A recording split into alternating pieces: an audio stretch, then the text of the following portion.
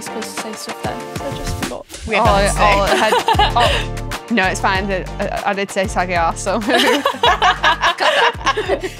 Welcome to The Vault with Financielle. This is a safe space where we talk all things life and money and no topics are off limits. How are we feeling today? We're good. Ready to go. Ready to go. I feel like there's been so much excitement recently about The Vault from people that have never heard of us, especially if you're listening from the States. You must think, who the hell are these three British? And this is a British accent, by the way. We're from the north, in case we don't sound Kate and William enough for you. But welcome. And hopefully you enjoy our cozy chat, which is just a bit of debate, bit of discussion, nothing serious. But we had quite a few pop off this weekend from the States. So. Yeah, we're here to workshop your problems. I'm proud of us for getting to episode 15. Oh my gosh, that's really gone. I wasn't expecting you to say that. Is that our paper anniversary? Like, what we do? We need milestones. Chocolate. Okay. I'm going to say controversial opinion. And I'm going to need to explain it a little bit. So hold fire. You don't have to compare yourselves to your parents' financial decisions. Okay. So what I mean by that, just picture this. You're sat in your grandparents' house. You're sat in your parents' house. For me, anyway, as a 25-year-old, Lucy, why aren't you thinking about getting on the property ladder? Are you thinking about buying a house anytime soon? Do you know renting is dead money? We bought this house for £10 and one button. Why are you not doing the same? And there was also a really good TikTok trend, which made me laugh quite a lot. And me and my brother actually really related to it. And it's, so say your parents waking up on the 25th birthdays, or like 25-year-olds waking up on Christmas. They're in their own home, they've got their own children, they've mounds of presents, whatever. That was their life, yeah. Me and my brother sat 25 and 28. Waiting for our Christmas presents. Mum, can we open our stockings yet, please? Did he eat any of the carrots? Yeah, footprints in the snow. So, what are we thinking about this? That's such a funny trend, by the way. I think, aside from the financial side, this wanting to not grow up is a big part of the non-financial bit. I would love to go and be, in fact I still am, looked after by the parents ridiculously. Cups of tea come, we go look in the fridge. We are literally wrapped in cotton wool by our parents still. Like, we've got our own families, but my mum has a treat box. We were there last night and the adults, 34-year-old, 30, what are you? We're going up. Anyway. Age is but a number. You walk in and you are catered for and looked after. Listen, and Holly's husband was like, this isn't a very good treat box. He was and my dad was critiquing. like, when you buy the treats, you can criticise the treats. I can sympathise with this trend. So tell me about that then, Lucy. So how do you feel, your brother may have a similar view, where your parents were at when they were your age, and like, you know, the life that they have now, but when they were your age, do you feel like they had it together and you don't? Like, what do you think is controversial? So. We also talk about like, how differently we view life, and like my parents' goals were like to have a family, and like as soon as everyone seems to be like, I left high school at 16 and I walked straight into a job and I was this and this and this. And obviously it's a bit different. Like, we now have to stay in education for longer. Uni's like more common. Yeah. To go to uni straight after sixth form or college, whatever.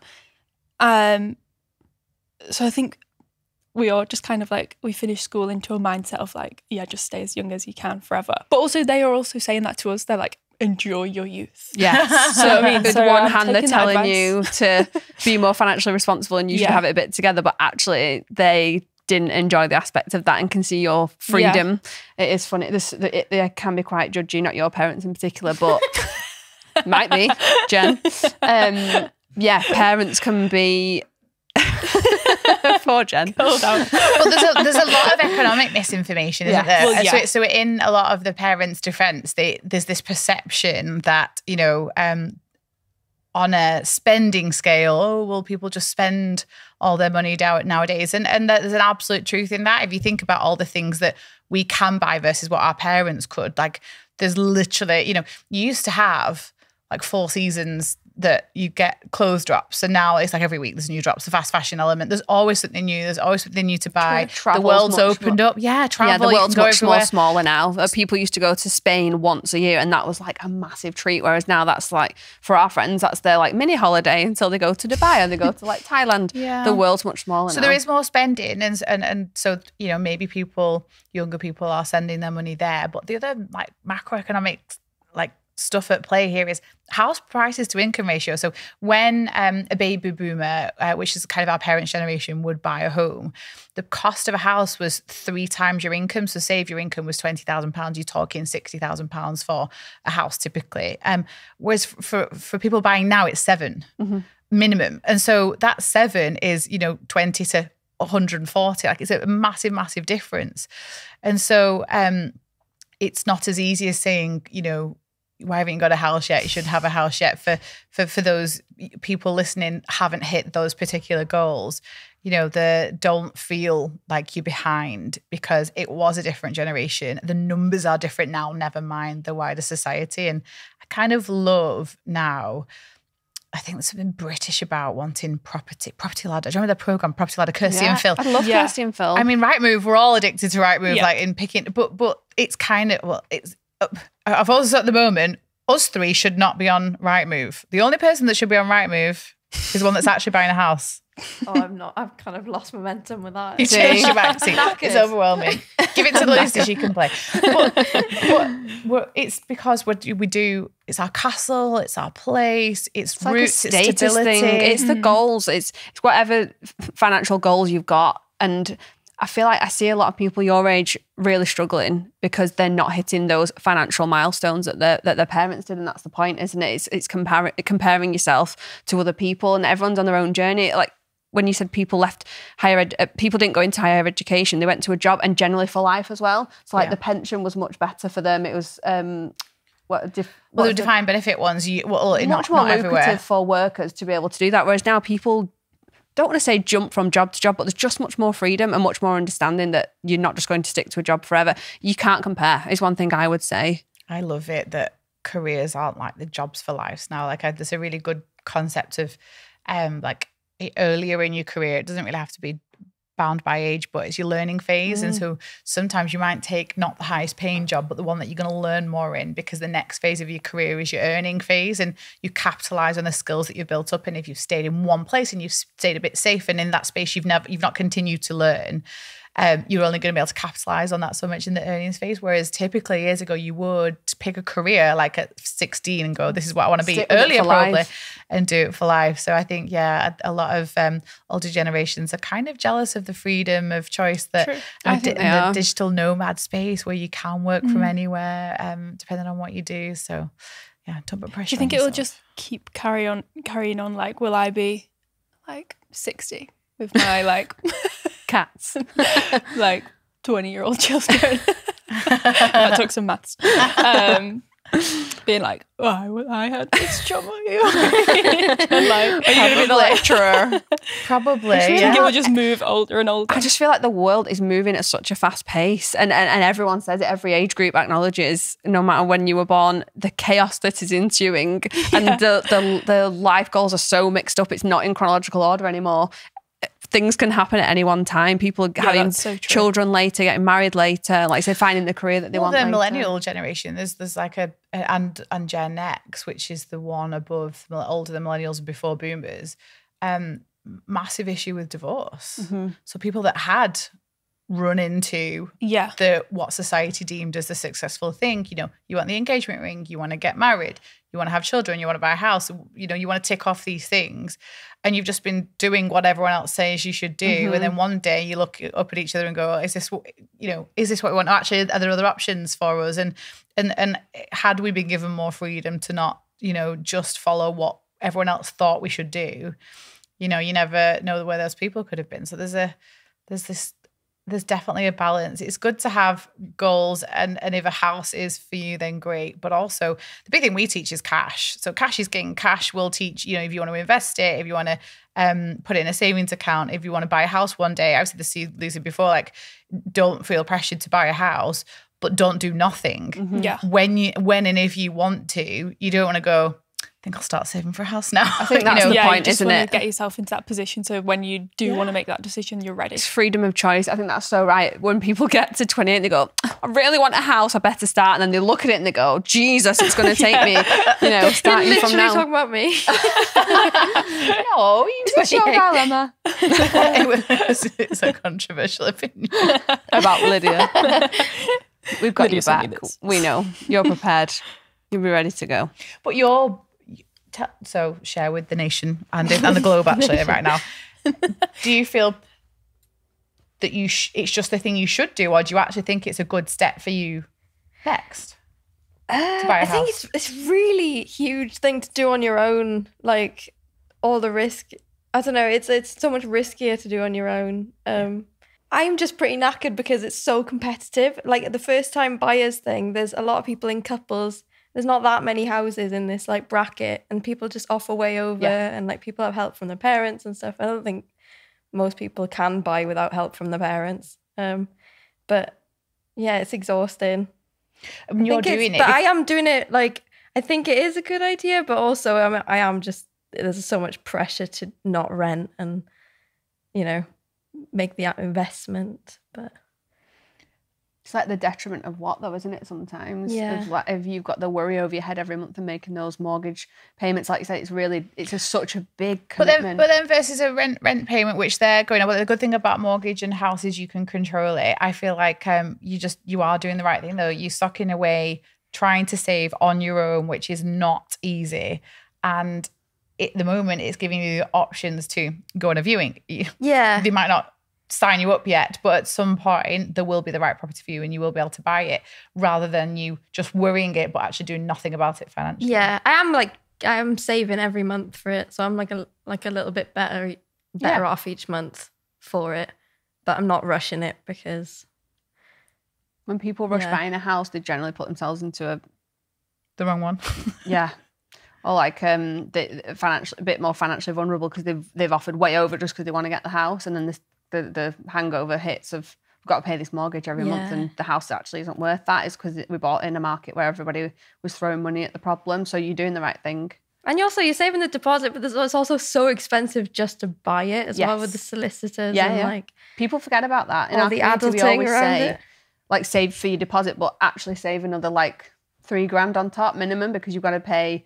If you move in, that's really like movers, removers, solicitors, estate agent fees, all the stuff that you just don't think. Yeah. We'll come with a van. We know a few people. Help you out. Okay. This moves us nicely onto our first dilemma. I have uncovered my parents' debt. Hi girls. I'm 35 and I'm an only child. I live in the town I grew up in as a solo homeowner. How convenient. Go girl. Flex. Just around the corner from my parents. Because of this, I'm always round at their house on one of my usual... Sorry, I'm like, she's at the fridge. To all of these. She could afford to buy a house because she goes round there to eat. That's right. She goes for the branded items. Writing stuff on the shopping list. Like, I need that. On the fridge. On one of my usual visits, I popped round to take their dog on a walk as they were out for the day.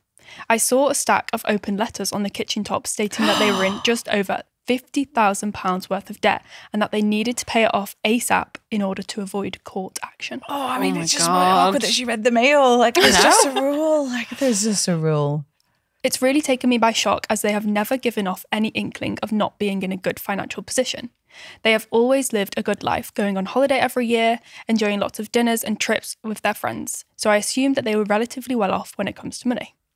We have never talked about money as a family, so much so that I managed to rack up £10,000 worth of debt using credit cards frivolously in my 20s. But since I found Financielle, I've paid off my debt and bought my first home.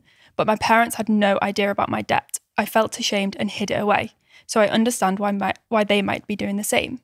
To cut a long story short, I just want what's best for them.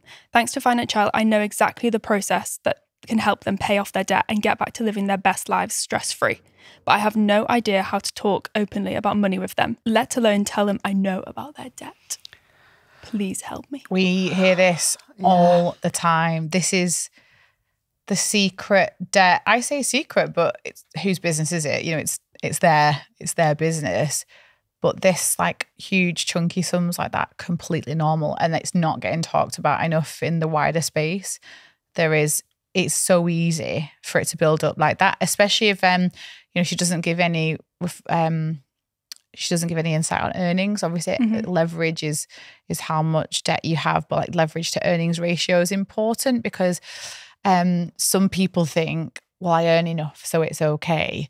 The problem is the minimum payments can be handled by an okay salary. I mean, it's obviously bad if you've not got a good salary, but if you have, you're just tempted to look at things on a monthly basis. So there could be car finance, there could be like loans. Oh, we'll just do a conservatory, or we'll just renovate. And people are being offered loans by banks all the time in the app, in letters and stuff.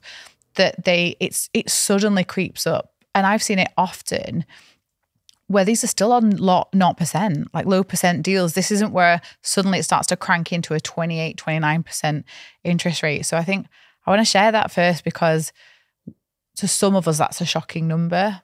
But this is very, very common. Especially in a couple or a family setting as well. Like she sounds like she's enjoyed the fruits of their labour a little bit, going on these family holidays and being looked after. And that's such a nice place to be. And your parents look, it's a privilege, isn't it, to be able to be looked after your parents. But it sounds like in the background they've been scrambling to try and keep up with this lifestyle that they've kind of created.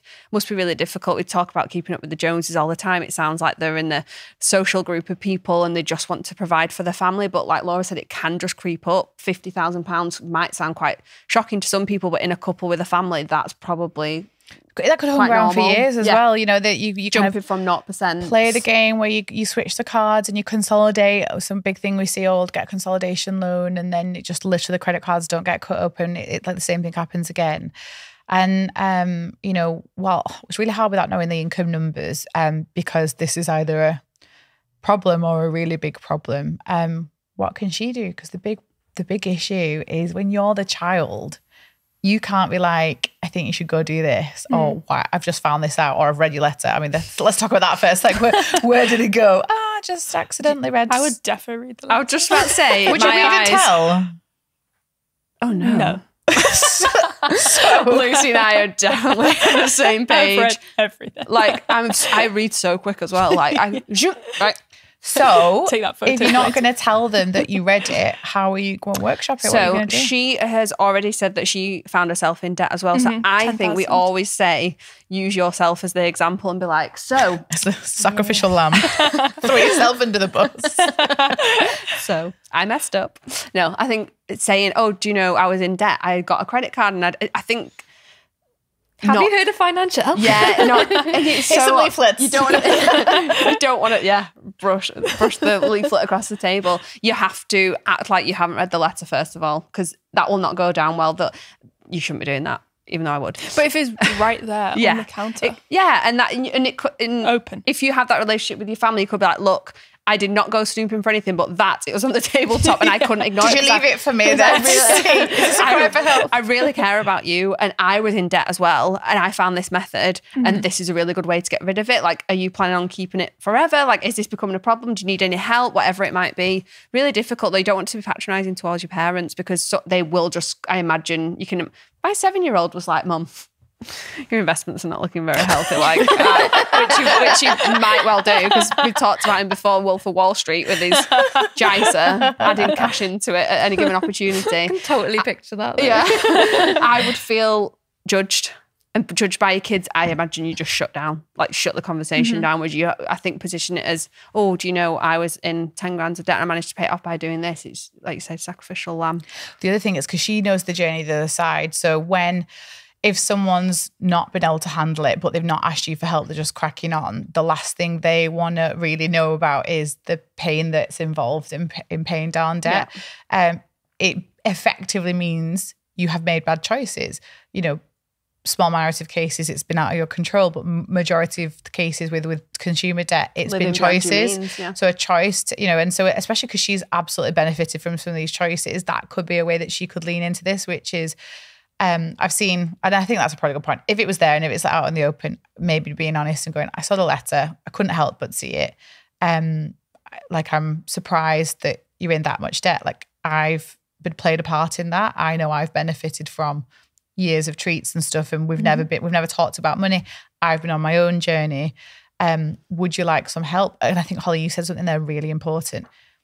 Is this going to be here forever? Because I think what's really hard is as people are approaching kind of 50s, 60s, early retirement stage, it's kind of like they give up a little bit in terms of, I'm not going to be working forever and I want to be enjoying myself. And quite frankly, yes, because retirement's not on the horizon for people that age now. Well, it's not. And what else? So you're just going to, is the plan to carry on because, that our pensions are not going to pay that debt off. You don't want to get into a bankruptcy situation. Like, it can get quite serious, but with the help of family and with the support of family, to that point, saying, like, do you want to pay it off, or is your plan for it just to be here? Because there's no like lottery win. They're probably paying postcode lottery. You always say no one is coming. Like, that's no one's coming. Thing. No one is coming. And if they come, wonderful. Yeah. What a lovely holiday then. Do you know what I mean? But I think, saying I'm willing to help you with it. The big thing will be if you have that amount of debt. Think about that. That's like paying 50 grand, 10 grand off a year for 5 years. That's pretending it's 0% interest. This is a slog. Yeah. So this is not going to be, I'm going to cut a Netflix subscription. No. This is not going to be, I'm going to meal prep. Yeah. This is some serious looking at where we're at in our life. What things can we sell? But again, as she said, and I love that, she knows how to do it. She knows the plan because she's a Financielle member. She knows she's going to snowball or avalanche it with them, build up some emergency savings, teach them how to build a budget, do all the things. So I love that at least she's got the tools because she can go, I know what we're going to do. It's just how they're going to receive it. Yeah, it's how it's presented for sure. And what about just going back? The letter says, you're like, I'm going to go back. That they need to pay it ASAP in order to avoid court action. So does that mean that must mean it's been there festering for a while? Absolutely. Yeah. It could mean they've kind of become overwhelmed and stopped paying. Mm-hmm. So it might not be that the whole debt is absolutely due now, but when you stop paying a lender, like that's the case, sometimes under the contract it's due and payable. In fact, and on that basis, it's a really good idea to speak to a debt charity. Okay. So speaking to, you've got Citizens Advice in the UK, but you've also got organisations like Step Change, National Debt Helpline, loads of places that they can help you with the legal side of that letter. There's lots of things that you can do if you are in a particularly difficult situation. I think sometimes like in like IVAs and stuff in the UK, but I feel like people jump into them before they've even... they've still not changed the habit. And so there's an element of if it can be saved without drastic action, it's a really good way. And they've got their daughter who's bought a home on her own. That's just amazing. She knows her stuff. I was speaking to a community member the other day who'd been in a lot of debt with various people, and she really done amazingly well and was kind of coming out of it, and noticed that a friend was struggling and doing the same thing and got a car on car finance, and she said it was quite out of character for this person to do that. They were really struggling financially, and she kind of sat her friend down and was like, I'm going to email them and I'm going to tell them that you made a big mistake and that you're going to give the car back and they need to come up with a solution for you and kind of put it in their court. Oh my God, and they I did love it. that. They did it, the company. And she was like, and I was like, oh, it's true. You don't ask, you don't get, but it's true. I think if you can prove to a company that you got a plan in place, you could say, I've got this budget app subscription. I'm following this course. I am reading these blogs. And I cannot afford this car. Yeah, I can't afford it. I made a mistake. Yeah. I've come to my senses or whatever it is. They were really understanding. I think if you can put your point across, it's not... This will not work for you if you are consistently lying to these companies, saying that you're going to pay something and then the next month you're not, saying you're going to pay it and push it down the line. The FCA, the regulator wants all these companies that offer finance, quite rightly, with all the money they make off the back of it, to provide teams that help when there's particularly it could be a mental health situation. It could be particularly distressing. Could be regular health and just struggling making payments. The worst thing you can do is not speak to them. Yeah. They have teams that aren't just like your random customer service dude. They're trained to help.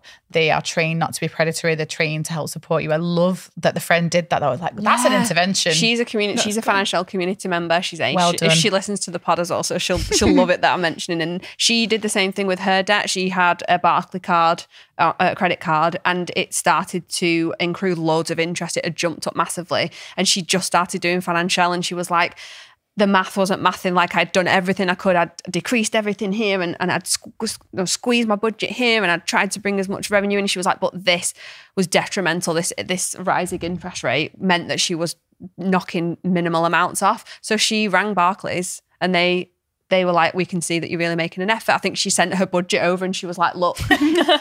Screenshot. I think it was just to show willing and intention that she was going to take control of her money, and they reduced it back to 0% because they could see that she was in a position to pay it off. Yeah. I know. So I think the message here is she will be able to go and she could help her parents see that by speaking directly to these companies, there might be some sort of compromise or a plan that will help them pay this debt off rather than going down the court route. And rather than ostrich and just la. Let's pretend it's not happening. Mm-hmm. Good luck though, let us know. Yeah, and well done. She's done amazing.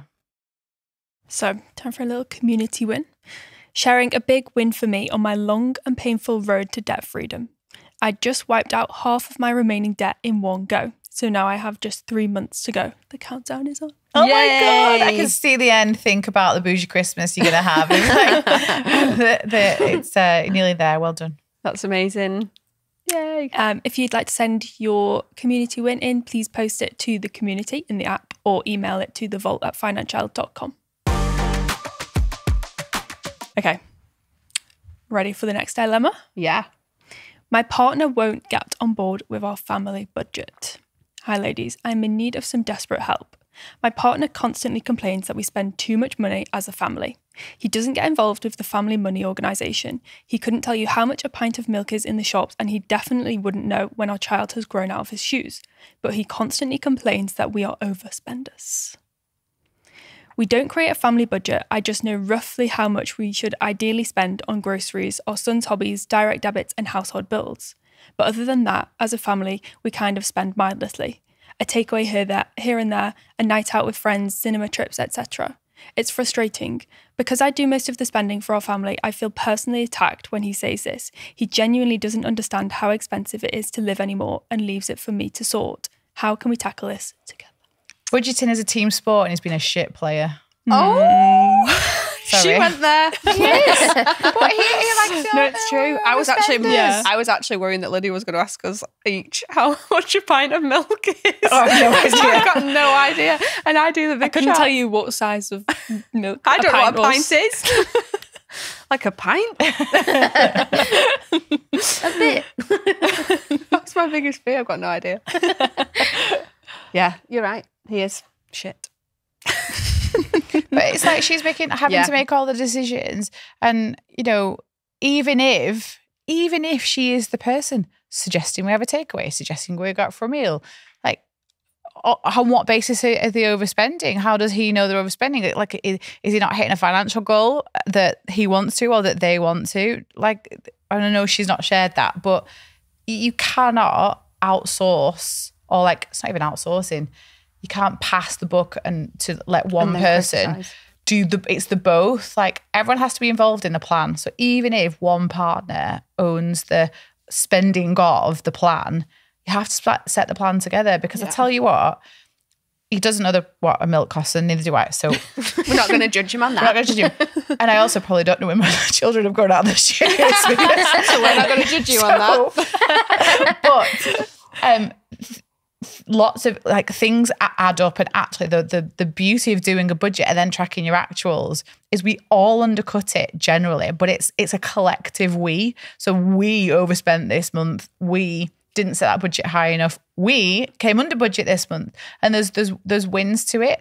So everyone has grand ideas of the budget at the beginning of the month. The first time 50 quid on Do you remember on TikTok when people roasted my expenses? Oh my God, and I was like, that was so brutal. And it was brutal. I was like, what did I put? Maybe like 600 on groceries in a month, where it was a family of 5, and it was a party that we were hosting. So I upped it for that, and I made this clear, and they're all like, oh my God, that's so unrealistic. This is made up. And I was like, oh my God, it's definitely not.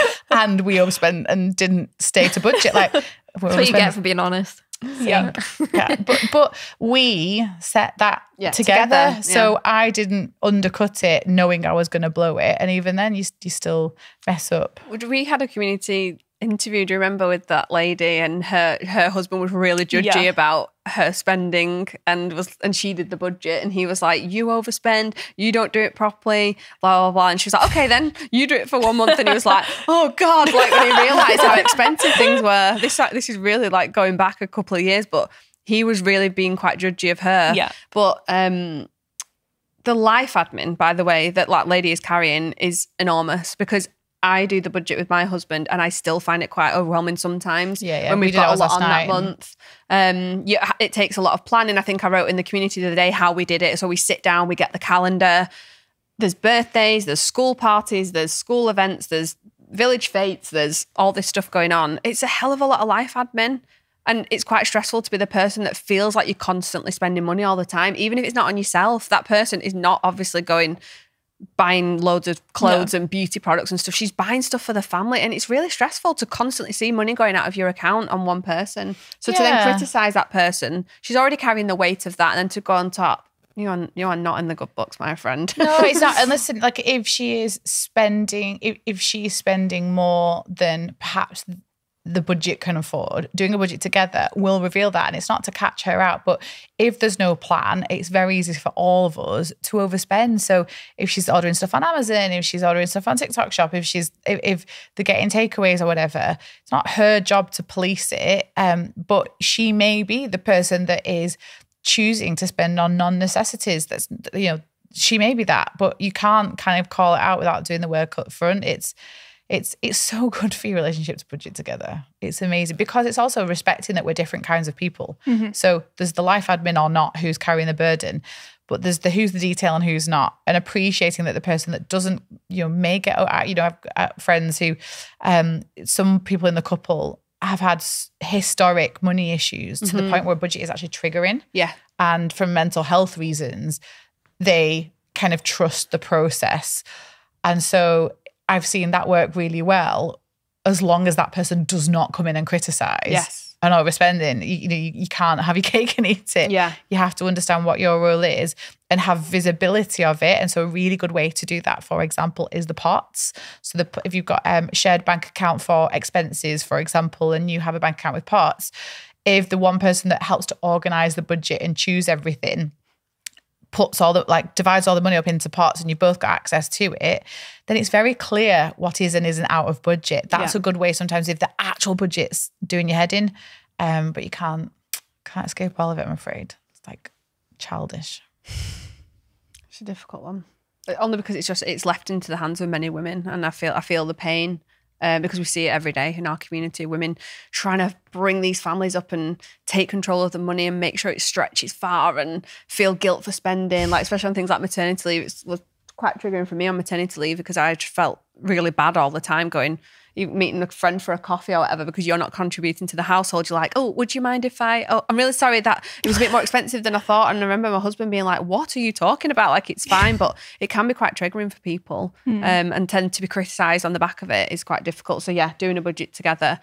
Doing an autopsy of the month before, that's always the best, I think, because you can see and prove or highlight where there could be a problem in the budget or where there's overspending, and you can be like, look, we do this as a family. Yeah, those golf clubs are quite expensive. Yeah. There'll be something. Give us the autopsy, we'll find Let us know what it is. We're like forensic accountants, like, show me. I want to get into the weeds and be like, got your massive magnifying glass. Yeah, just drop it on the table. Exhibit A. Yeah. It's a team sport. But we'll set you some homework. Budget money date night. That doesn't have to be done right at budget time. You can get ahead of the next one, or you can do sometimes a halfway through the month budget. Whenever you hear this and want to take action, get together, get all your documents out, get no phones other than for using it for calculator and who wants one of those anymore, and looking in your bank accounts, and make a plan together and tell us how you get on, because I think it'll improve his respect for the process.